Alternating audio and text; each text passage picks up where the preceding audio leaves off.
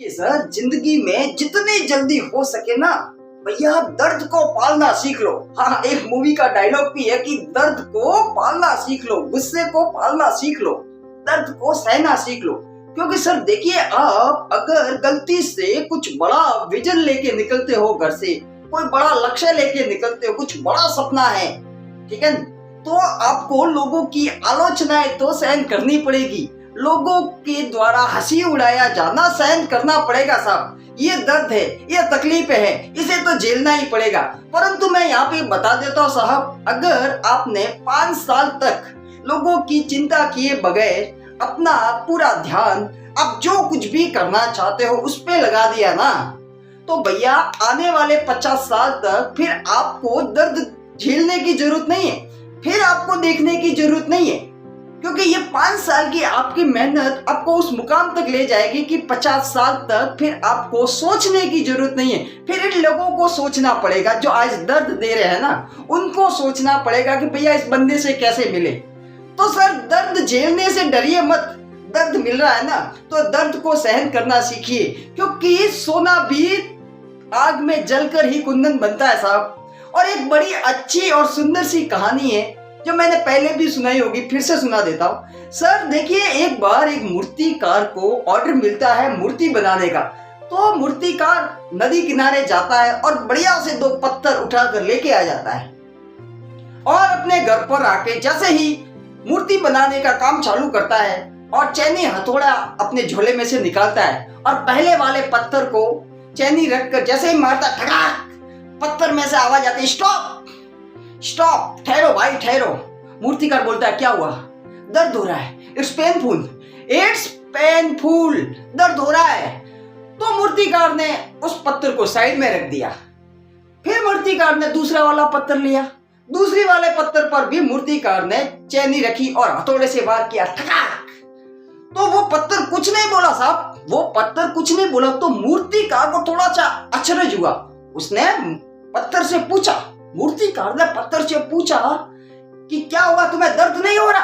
तो पत्थर का जवाब आता, यस इट इज पेनफुल, हाँ ये दर्दनाक है साहब, परंतु you carry on, but you carry on, तुम करते रहो, ये दर्दनाक है परंतु तुम लगे रहो।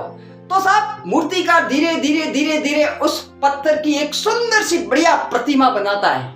और कुछ ही दिनों के बाद जब वो प्रतिमा को लेने आते हैं लोग मंदिर में स्थापित करने के लिए, तो वो भगवान जी की मूर्ति को बड़े अच्छे से लेकर जाते हैं। और जैसे ही उस मूर्तिकार के घर से निकलते हैं तो दरवाजे पे ही पता नहीं उनमें से किसी एक को क्या सूझती है और वो पूछता है उस मूर्तिकार से कि भैया ये दूसरा वाला पत्थर है, ये भी ले ले क्या, ये भी ले ले क्या? तो मूर्तिकार बोलता है, ये तो वैसे भी दर्द सहन कर नहीं रहा है, इससे तो दर्द झेला नहीं जा रहा, ले जाओ, मेरे किसी काम का नहीं है। तो वो मूर्ति के साथ साथ उस पत्थर को भी लेके जाते हैं। अब साहब मूर्ति की तो मंदिर के अंदर स्थापना कर दी जाती है, बढ़िया उनको हाथ पहनाया जाता है, चढ़ावे चढ़ाए जाते हैं, पूजा पाठ किया जाता है।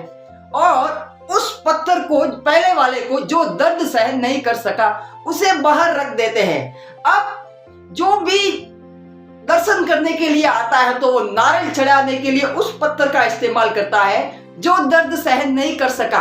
और जैसे ही आता है, जय माता दी ठकाक, जय माता दी ठकाक, जय माता दी ठकाक, वो हर रोज पता नहीं कितनी बार दर्द और चोट को सहन करता है साहब। वो जिंदगी भर के लिए अब वो दर्द झेलेगा, क्योंकि उसने उस वक्त दर्द झेलने से इनकार कर दिया था साहब।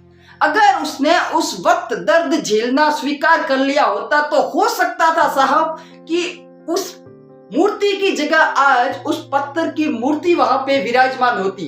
परंतु उसने तो कह दिया था, नहीं मेरे को दर्द हो रहा है। तो सर कहने का मतलब इतना है साहब कि जीवन में कुछ भी हो जाए ना, दर्द झेलने के लिए तैयार रहिए। अगर आज आप दर्द झेलने की क्षमता को बढ़ा दोगे ना, तो भैया आने वाले 50 साल तक फिर आपको दर्द झेलने की जरूरत नहीं है और आप इतने मजबूत बन जाओगे कि भैया लोग आपको दर्द दे भी नहीं पाएंगे, क्योंकि आप झेल झेल कर इतने स्ट्रांग बन जाओगे कि लोगों की बातों का असर होना बंद हो जाएगा साहब। बंद हो जाएगा, यकीन मानिए आप। Thank you.